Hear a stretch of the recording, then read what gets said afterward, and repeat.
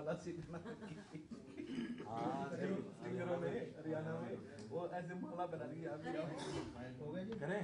चलो हाँ मंत्री जी, अरविंद केजरीवाल ने जिस तरह से मामला सामने आया और आरोप लगाए हरियाणा पे, अब हरियाणा सरकार किस तरह से एक्शन लेती है?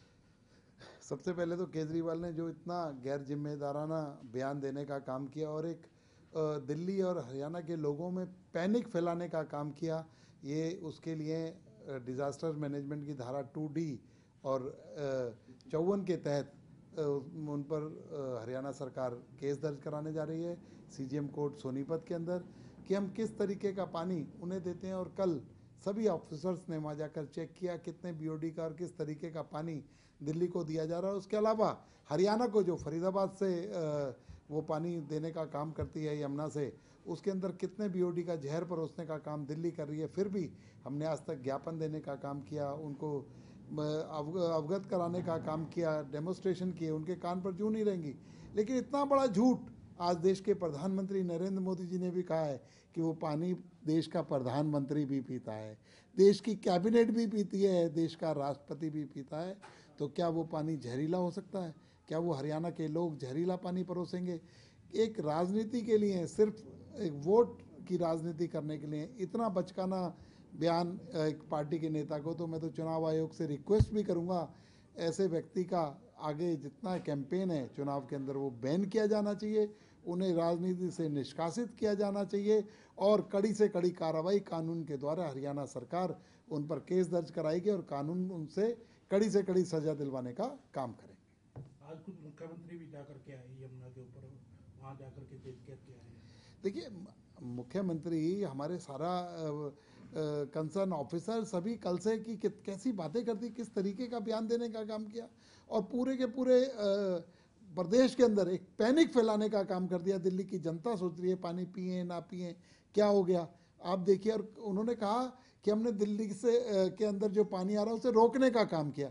अरे भाई बता तो दे कैसे रोका, कौन सा बांध बना दिया, कहाँ दीवार लगा दी, कहाँ फाटक लगा दिया, किस तरीके से पानी को रोकने का काम किया और दिल्ली की जनता फिर कैसे पानी आप उनको सप्लाई कर रहे हो।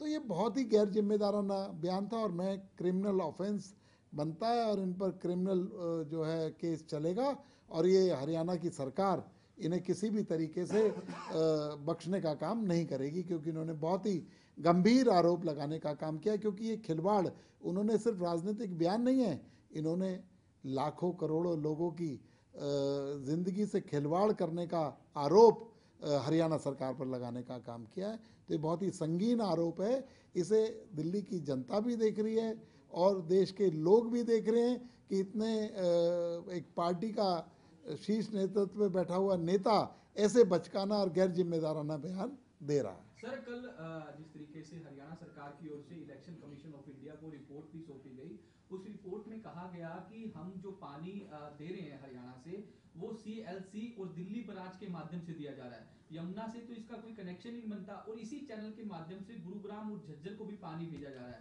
अगर जहरीला पानी होता तो गुरुग्राम झज्जर भी जाता। अरे भाई वो उसमें कोई सच्चाई नहीं है उनके आरोपों में, तथ्य तो इतने सारे हैं, इतनी सारी बातें हैं। लेकिन यमुना के द्वारा जो पानी हरियाणा में सप्लाई हो रहा है, मैं उसके बारे में, क्योंकि मैं फरीदाबाद से आता हूँ, फरीदाबाद से मैं विधायक हूँ, हमने कितनी बार उसके लिए उन्हें ज्ञापन दिया, डेमोस्ट्रेशन किया कि वो जहर सप्लाई करने का 18-20 नाले जो डायरेक्ट यमुना के अंदर गिरते हैं वो देने का काम कर रहे हैं। और एक पीने वाले जल को, जल तो कहते हैं ना पानी पिलाना कितना बड़ा धर्म है, लोग उसके लिए धन्यवाद देते हैं।